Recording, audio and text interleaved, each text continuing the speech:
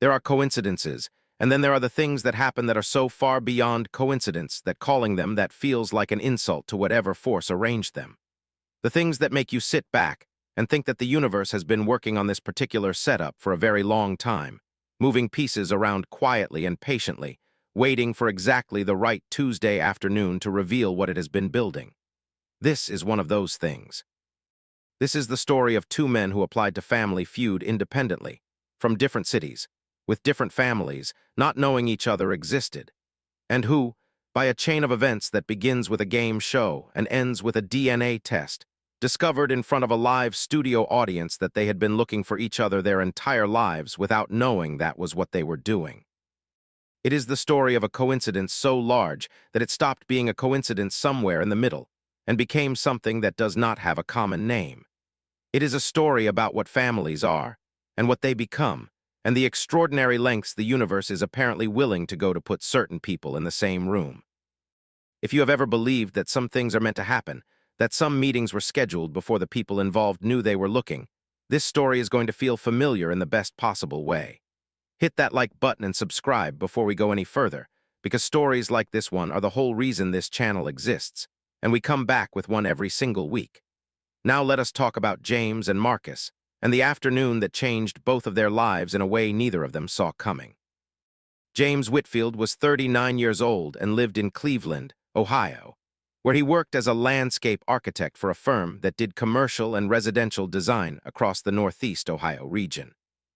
He was the kind of person who was described by everyone who knew him as warm in a specific way, not the surface warmth of someone working to be liked, but the deep warmth of someone who was genuinely interested in other people and showed it by asking the second question, the one most people do not bother to ask. He had grown up in Cleveland, adopted at 3 months old by Harold and Ruth Whitfield, a retired accountant and a retired schoolteacher who had given him a childhood that he described, without hesitation or qualification, as happy. He had a younger sister named Dana who was also adopted, and with whom he had the specific bond of two people who chose each other in the way that siblings choose each other when the choosing is visible, when the connection is something you see being built rather than something you take for granted from birth. He had a good life. He had the life that Harold and Ruth had built for him and that he had gone on to build for himself, and he was grateful for it in the specific way that people are grateful when they understand what the alternative might have been. He had also, for most of his adult life, carried a quiet curiosity about where he came from. Not a burning, consuming thing, not the kind of absence that defines a person. More like a room in the back of the house that he passed by occasionally, and sometimes stood at the door of and thought about going into, and sometimes did not. He had tried, in his early 30s, to access whatever records existed about his biological parents through the adoption agency that had placed him, and had received the information that was available to be received at that time, which was not much. A record that said his biological mother had been a 21-year-old woman in difficult circumstances who had placed him voluntarily, and that his biological father's identity was unknown on the record. He had sat with that for a while. He had filed it in the room at the back of the house. He had gone on living his good life. He applied to Family Feud because his wife Keisha had been a fan of the show since before they were married and had submitted the application as a surprise. When the selection call came, Keisha had already organized the team, herself, James, his sister Dana, and two of his oldest friends, Marcus from college and Terrell from the neighborhood he had grown up in. They had prepared with the focused, competitive energy of a team that includes someone who has been watching the show for 20 years and has strong opinions about strategy. James had been, in practice, better than expected, quick, socially calibrated, with the specific instinct for common answers that comes from years of working with clients across a wide range of backgrounds and learning to hear what they meant underneath what they said. Marcus Elliott was 37 years old and lived in Pittsburgh, Pennsylvania, where he worked as a high school history teacher, and in the summers, ran a youth mentorship program for kids from low-income neighborhoods who were interested in college, but needed help navigating what that meant and what it required. He was the kind of person that his students described in the graduation speeches that mentioned him as the teacher who had believed in them before they believed in themselves, who had seen something in them that they had not yet found the vocabulary for and had named it for them until they could name it themselves. He had grown up in Pittsburgh, the biological child of his parents Thomas and Gloria Elliott, the middle of 3 children. He had had a normal, suburban, unremarkable in the best sense childhood, and he was comfortable in it and grateful for it, and had never spent significant time thinking about anything that suggested life might have gone differently. He applied to Family Feud because his mother Gloria had always wanted to, and because he had inherited from her, among many other things, a strong competitive streak and the specific belief that if you were going to do something, you did it prepared. His team was his parents Thomas and Gloria, his older sister Renee, and his younger brother Devon, who was 32 and who had, by family consensus, the best natural instincts of any of them at the game: fast, unbothered, giving answers from the gut without the deliberation that sometimes cost the others half a second they needed. What happened next is something that the Family Feud production team has since described as unprecedented in the show's history, and given that the show has been producing episodes for several decades, that is a meaningful claim. Both families, the Whitfields and the Elliots, had been scheduled on the same taping day. This happens. Production schedules multiple families in a day. The two families were assigned to compete against each other in what was intended to be a straightforward episode. They met briefly in the pre-taping area and were pleasant to each other in the way of strangers who are about to share an unusual experience and are making polite contact before it begins. James Whitfield and Marcus Elliott shook hands and introduced themselves and said something about wishing each other luck, while meaning it enough to be genuine and competing enough to not quite mean it all the way, the appropriate ambivalence of two people who are about to try to beat each other. And then something happened in that pre-taping area that neither man would fully understand until much later, when the pieces had been assembled and the timeline had been reconstructed. A production assistant, going through the standard pre-show paperwork, noticed something. She noticed it because she was paying close attention in the way that good production assistants always pay close attention, and because what she noticed was not the kind of thing you can see at a casual glance. It was in the paperwork. Specifically, it was in the place in the paperwork where contestants listed their cities of birth, a standard field collected for regional statistics. James Whitfield had been born in Columbus, Ohio. Marcus Elliott had also been born in Columbus, Ohio. This was not unusual. Many people are born in Columbus, but then the production assistant noticed something else. Their dates of birth were 14 months apart. And then she noticed one more thing, which was that both men had the same jaw, the same forehead, the same way of holding their mouths when they were not speaking, the specific set of physical characteristics that are most visibly shared among people who share certain genes. She was not a genetic scientist. She was not certain, but she had a feeling, specific and strong, and she brought it to the show's supervising producer, who brought it to Steve Harvey. Steve Harvey looked at the paperwork. He looked at James. He looked at Marcus. He looked at the paperwork again. He did not say anything immediately. He is a man who has spent 30 years trusting his instincts about moments, and his instinct in this moment was that he needed to be careful, that this was not something to confirm or deny or even suggest without more information, and that the way you handled something like this, if it turned out to be what it appeared to be, mattered enormously and would matter to these two people for the rest of their lives. He asked both families, separately and without explanation, to wait for a brief production delay. He said there was a technical issue. It was not a technical issue. He was on the phone with a DNA testing service that the show had used in the past for certain family-related programming, a service that offered rapid results through a process that could, under specific circumstances, produce a preliminary result within hours. He explained the situation. The service said they could try. He brought the situation to both men, separately, privately, before the taping began, explaining what the production assistant had noticed, what it might mean, what they would need to do to find out if it meant anything, and making absolutely clear that they did not have to do anything if they did not want to, that the taping could proceed exactly as planned, and this would remain between the people currently in this room. James Whitfield stood very still for a moment. Then he said yes. Marcus Elliott said, "You're telling me the man I just shook hands with might be my brother." The producer said they were not telling him anything except what they had noticed and what it might mean. Marcus looked at the wall for a moment. Then he said yes. They did the rapid test. The results would not be fully available before the taping, but a preliminary compatibility screen could tell them something. While they waited, something strange happened. The two men, who had been strangers 40 minutes ago and were now waiting together for information that might make them something else entirely, started talking.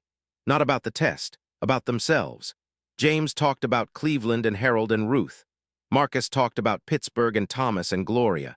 They talked about their work, their families, their lives. They talk the way people talk when they have been placed in a situation so unusual that the ordinary social protocols do not quite apply, and you default to simply being honest. At one point, Marcus described something about his mother Gloria, a specific habit she had, a way she cooked a particular dish. And James went quiet and then said, "I don't know why I feel like I should know what you're about to say next." Marcus looked at him. James looked at Marcus. Neither of them said anything for a moment. The preliminary screen came back. It showed a high probability of a first-degree biological relationship, not confirmation, but strong enough to represent something far beyond coincidence, far beyond the kind of statistical noise that could be explained away. The producer brought both men the result. Both families were present. The room was quiet in the way that rooms get quiet when everyone in them understands that something large is happening. James read the result. He looked at Marcus. Marcus read the result. He looked at James. And then Marcus Elliott, the Pittsburgh history teacher who had grown up in a family with 2 parents and 2 siblings and who had never thought about what it might mean if the family had a different shape. Marcus reached out and put his hand on James Whitfield's arm. Not to embrace him, not yet. Just to establish contact. Just to say, in the way that people communicate the most important things before they have fully processed them, "I feel this too." Steve Harvey made the decision to bring both families onto the stage together before the game began. He made the decision to tell the story on camera, with both families present, and with both James and Marcus's explicit permission and full understanding of what that meant. He did this not because it was dramatic, though it was, but because he understood that this story, told in public, was going to matter to people beyond the 2 families in that room. That there were people watching who had pieces of their own stories that had not yet been assembled. That there were people who had been carrying their own quiet curiosity about a room at the back of the house and who needed to see what happened when you went in. He brought both families on stage. He stood between them. He looked at the audience and said, with the tone of a man who is about to say something he has never said before in this building, "I need to tell you what just happened before we play any game today, because what just happened in this building is the reason I have always believed that certain things are not accidents." He told the story cleanly with both men standing beside him. He told it simply without embellishment because it did not need embellishment. 2 men, same birth city, 14 months. A production assistant with good eyes and a feeling. A preliminary DNA result sitting in a folder. He said that they would not have final confirmation for several more days, but that the preliminary screen showed a strong likelihood that the 2 men standing on either side of him were biological brothers who had never known each other existed. The audience did not make noise immediately. There was a period of about 4 seconds in which the room was processing what it had received, 200 people running the same math, arriving at the same conclusion, beginning to understand the shape of what they were looking at. And then someone in the back of the audience started to cry, and once one person started, several people followed. The way rooms follow each other into emotion when something genuinely enormous has landed, and the pretense of composure is no longer available. Steve Harvey looked at James. James was looking at Marcus. Marcus was looking at James. They were looking at each other the way you look at someone when you are trying to find something you recognize, and the finding of it is simultaneously exactly what you hoped for and more than you prepared yourself for. James's eyes were bright. Marcus was pressing his lips together in the specific way of someone who has decided not to cry in public and is discovering that the decision requires more structural support than he currently has available. Steve said quietly to both of them, "How are you doing?" James said, "I don't have a word for this yet." Marcus said, "I have a brother." He said it like he was trying out how the sentence felt. Like he had heard it described but was finding that the description did not fully capture the experience of the sentence being about him. Steve Harvey said, "Yes, you do." The taping paused. There was no game that afternoon. Both families stayed. They talked to each other, the Whitfields and the Elliots, 2 families who had been strangers at 10 a.m. and who were, by 2 p.m., something else. Harold and Ruth Whitfield, James's adoptive parents, spoke with Thomas and Gloria Elliott. Ruth held Gloria's hand at one point in the way that women who are both the kind of women who know what to do in impossible situations hold each other's hands. Harold and Thomas talked in the corner for a long time about something that neither family has disclosed, but that both have described as an important conversation. Dana, James's adoptive sister, found Renee, Marcus's older biological sister, and they spoke with the specific focused attention of 2 women doing the rapid recalculation of what their families looked like and what their place in those families meant going forward. Devin, Marcus's younger brother, sat with Marcus and said nothing for a while, because Devon understood that what Marcus needed in that moment was not conversation but presence. Keisha, James's wife, who had submitted the Family Feud application as a surprise and could not possibly have known what the surprise was going to turn into, sat beside James and held his hand for most of the afternoon. She said later, in the interview she gave several weeks after the event, that she had submitted the application because she thought it would be fun, because she loved the show, because she wanted to give her husband something good. She said the thing she had given him turned out to be the last thing she had expected, and the most important thing she had ever given anyone, and that she did not take credit for it because she had not known what she was doing when she did it, which meant something or everything had known, and she was just the instrument, and she was at peace with being the instrument for that particular thing. The final DNA results came back 6 days later. They confirmed what the preliminary screen had suggested with the full, unambiguous language of genetic science. James Whitfield and Marcus Elliott were biological brothers. Same biological mother. The record that James had found in his early 30s, which had listed his biological father's identity as unknown, turned out to have been incomplete, not intentionally withheld, simply incomplete in the way of records from a time when record-keeping in these matters was inconsistent. The fuller picture assembled over the weeks that followed through additional research was this. Their biological mother, a 21-year-old woman named Sandra in Columbus, Ohio, had placed James for adoption in 1985 when she was too young and too unsupported to care for him. She had gone on to have Marcus 14 months later in a relationship with a different partner. She had raised Marcus. She had thought about James every year since. She was alive. She was 60 years old. She was living in Columbus. She had not known the show would be the thing that found him. She had not been looking the same way. She had made the choice she had made at 21 and had tried for 39 years to make peace with it without fully managing to. When a producer called her, with James's explicit permission, to tell her what had happened, she sat down on her kitchen floor and stayed there for a while because that was what the moment required. She said, when she could speak, that she had thought about James every single day of his life. She said she had not known how to reach him without disrupting something she did not know the shape of.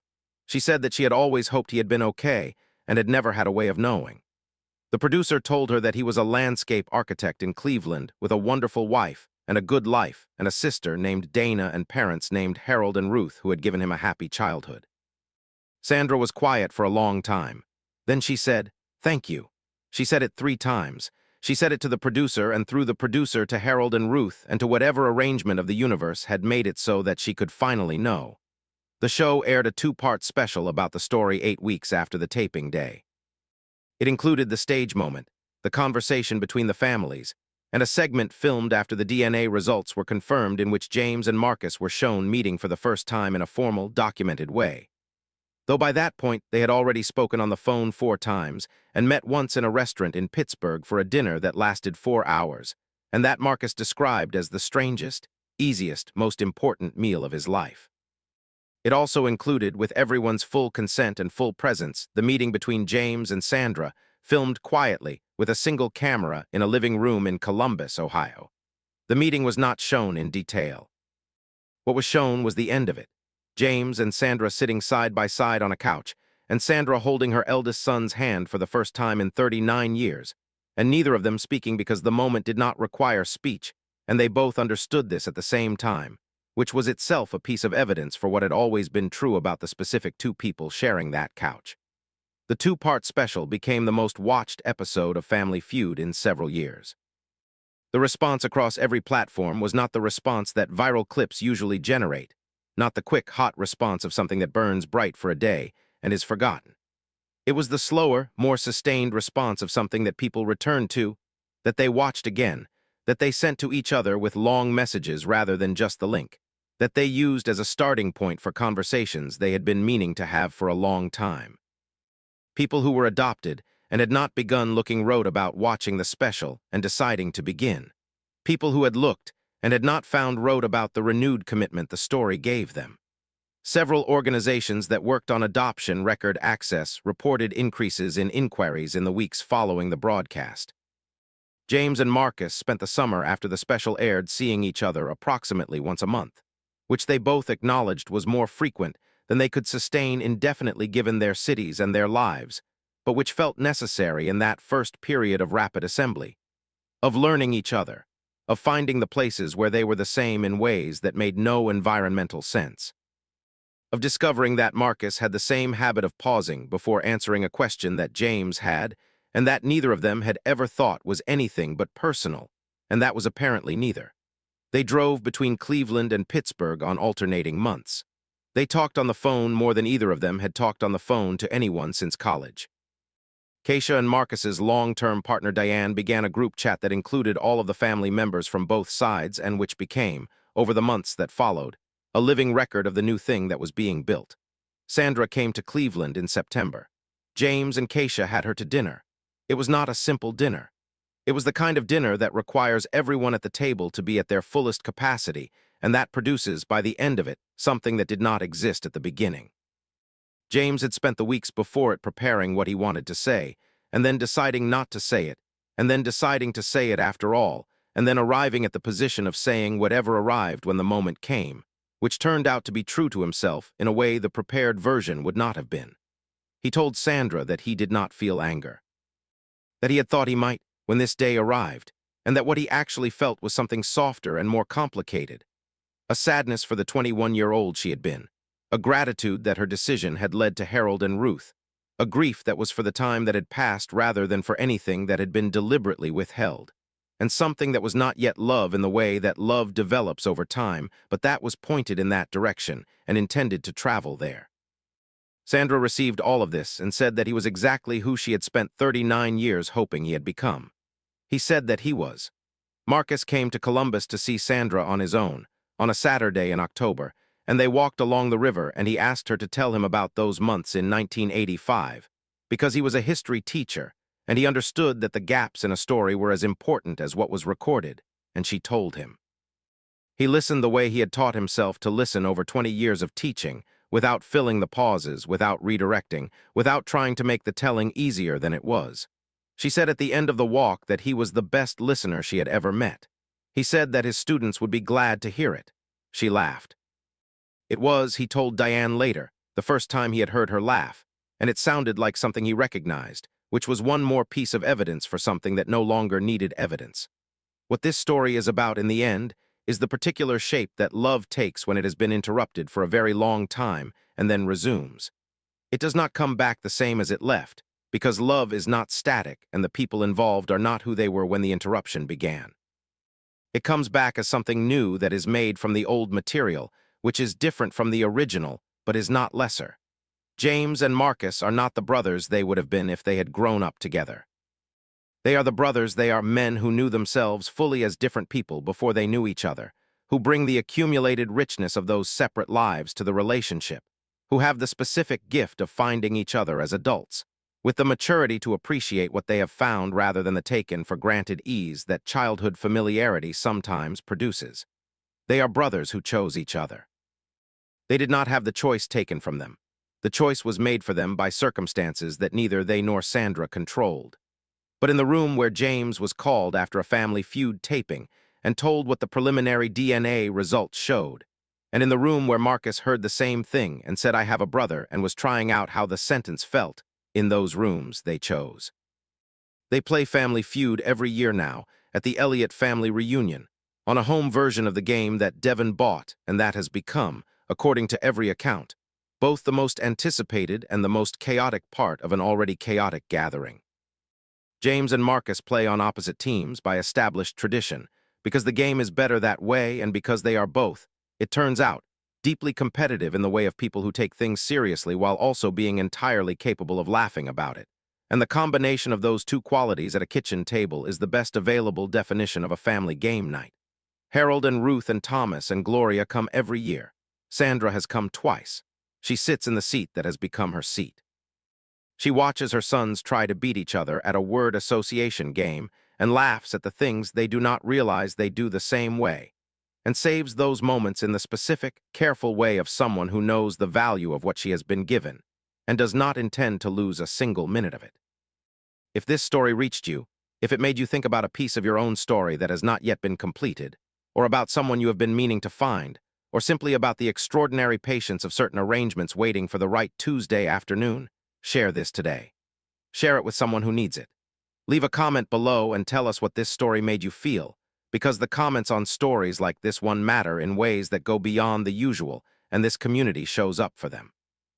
And if you are not already with us, subscribe right now, because every single week we come back with stories exactly like this one. Stories that remind us that the universe has been working on certain things for a very long time, that certain meetings were scheduled before the people involved knew they were looking, and that sometimes a game show application submitted as a birthday surprise turns out to be the most important thing anyone has ever submitted for any reason. We will see you in the next one.